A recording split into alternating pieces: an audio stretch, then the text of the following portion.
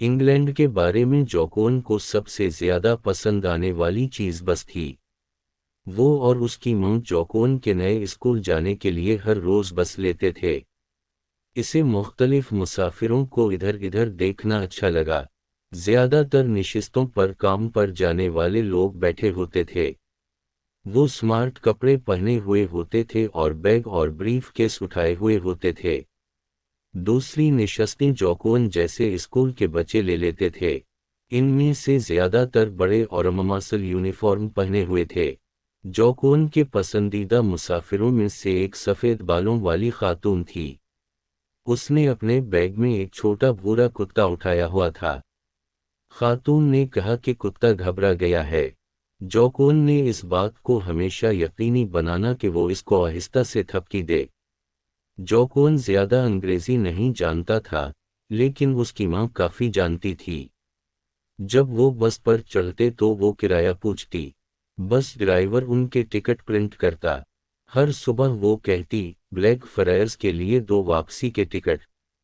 जब वो बस से उतरते तो वो जोकोन को कहती कि बहुत बहुत शुक्रिया। अल्फाज गैर मानूस लगे, लेकिन उसे मश्क के साथ उनका तलफ़्फ़ुज़ करने की आदत पड़ गई। जोकोन के स्कूल में ज्यादातर तलबा अंग्रेजी बोलने वाले थे। वो अक्सर क्लास रूम के पहलू में अकेला बैठा रहता था। इसका उस्ताद दोस्ताना था, लेकिन जोकोन शर्मीला था। उसने एक लफ्जी जवाब दिया और हाथ नहीं उठाया।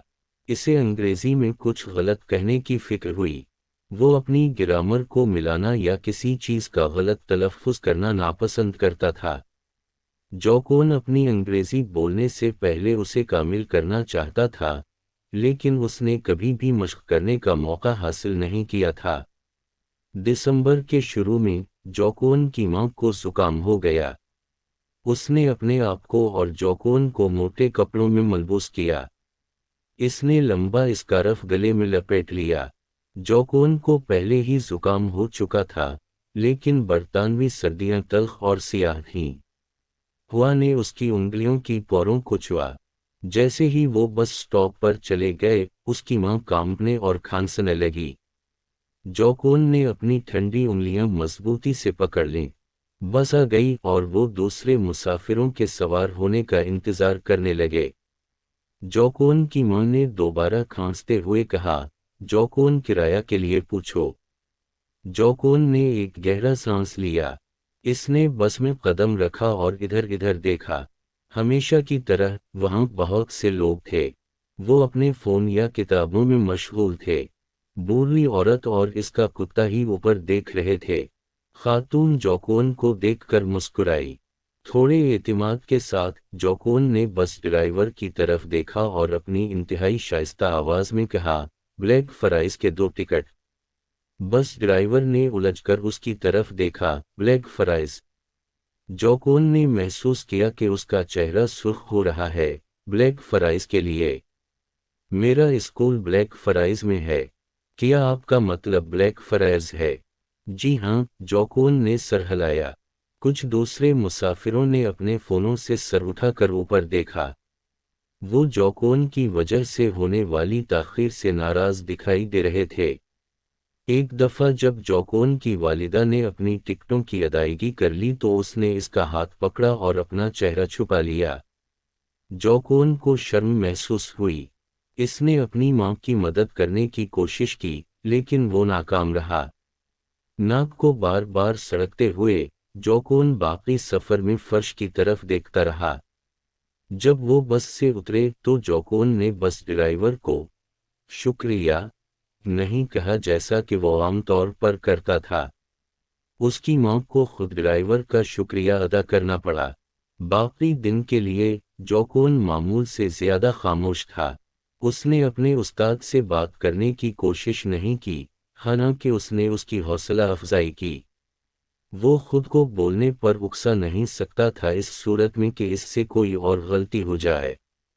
जब जोकोन की मां ने उसे स्कूल से लिया तो वो इस सुबह से बेहतर महसूस कर रही थीं।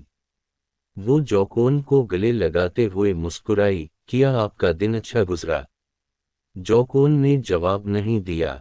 اس کی ماں نے اس کے پاس گھٹنے ٹیک دیے اور اس کے بالوں میں آہستہ سے ہاتھ پھیرا۔ جوکون کیا ہوا؟ میں اپنی انگریزی کے بارے میں سارا دن شرمیلا اور پریشان رہتا ہوں۔ میں نے آپ کی مدد کرنے کی کوشش کی، لیکن میں ایسا نہیں کر سکا۔ میں چاہتا ہوں کہ میری انگریزی کامل ہو، لیکن مجھے بولنے میں ڈر لگتا ہے۔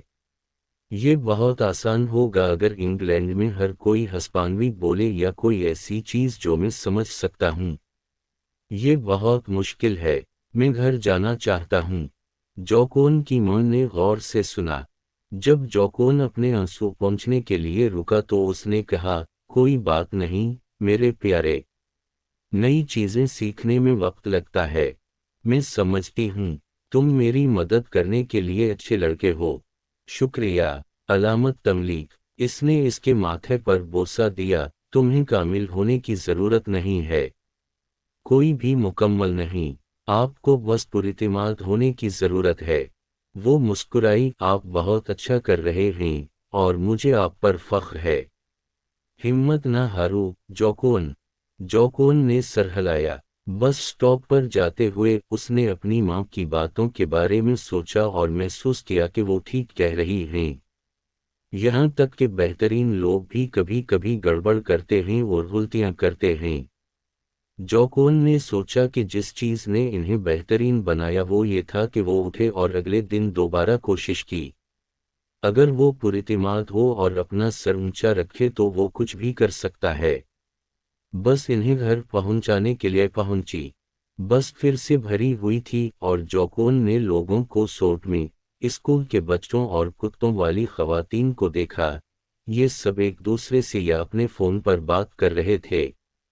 وہ اعتماد کے ساتھ بات کرتے تھے اور اگر وہ غلطی کرتے ہیں تو وہ اسے ہنسی میں اڑا دیں گے۔